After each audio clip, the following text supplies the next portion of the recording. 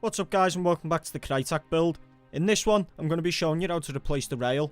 In particular I'm replacing it for a Daniel Defense MK18 rail made by Mad Bull.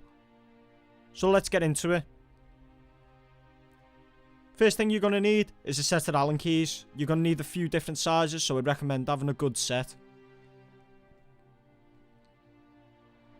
Then you're going to want a screwdriver. That's for the rail part, so just put that aside. Then you're going to want something to remove the nut, so you're either going to want an armourer's tool or a wrench.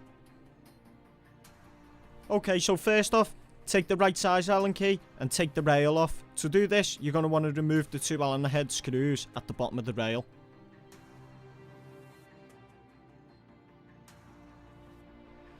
Once you've slid the rail off, just put it aside and keep the spacer with it as well. You're not going to need this no more.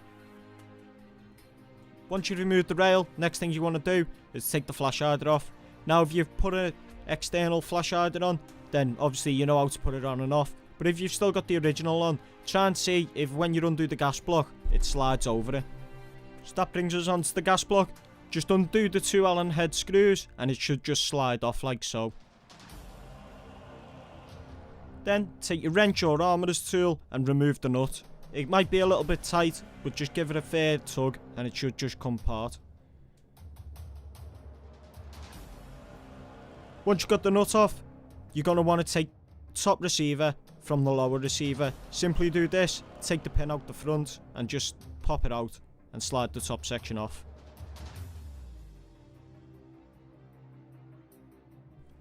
Okay, so let's fit the rail.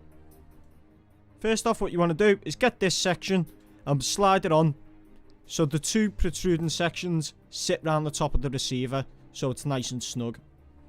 Next, get your barrel nut and make sure the little cut-ins are facing out and screw it on. Don't screw it on all the way, just leave it a bit loose so you can put the screws in. The reason you leave it loose is because the dust cover gets in the way of one of the screws. Now once you've done that, you want to put the screws in.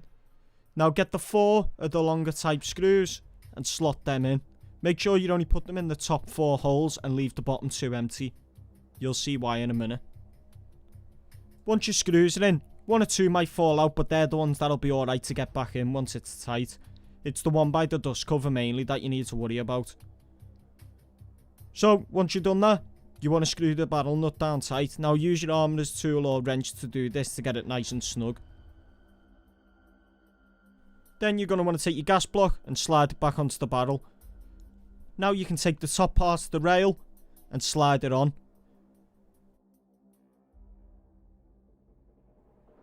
Once you've slid the top part of the rail on, screw the 4 screws into the rail.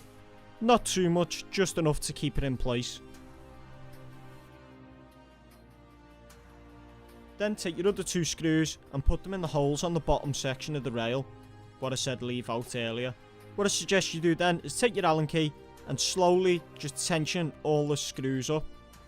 Now do this in a star pattern so you get an even spread on the tension all around the rail and it sits nice.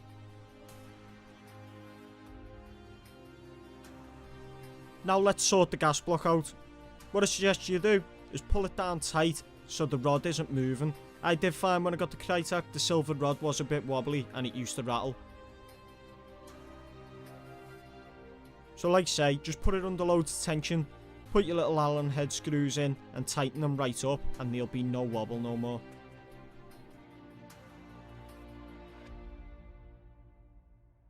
Now take the bottom off the rail and slide it in. It will only go in one way, so bear that in mind. If you are struggling to get it in, try and turn it the other way and it might slot in a bit better. Now all you've got to simply do is put the little screws in all the little holes. Now the reason the bottom section is separate is so if you wish you can put a 203 on if you want to.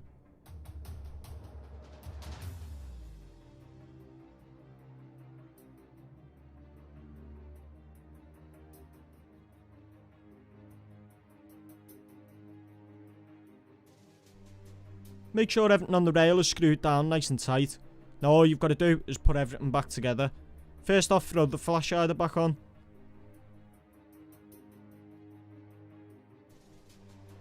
Then just slot the top receiver to the lower receiver and put the pin back in.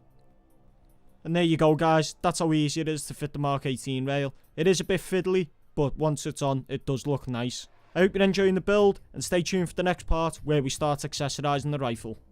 As always guys, I'll see you in the next video.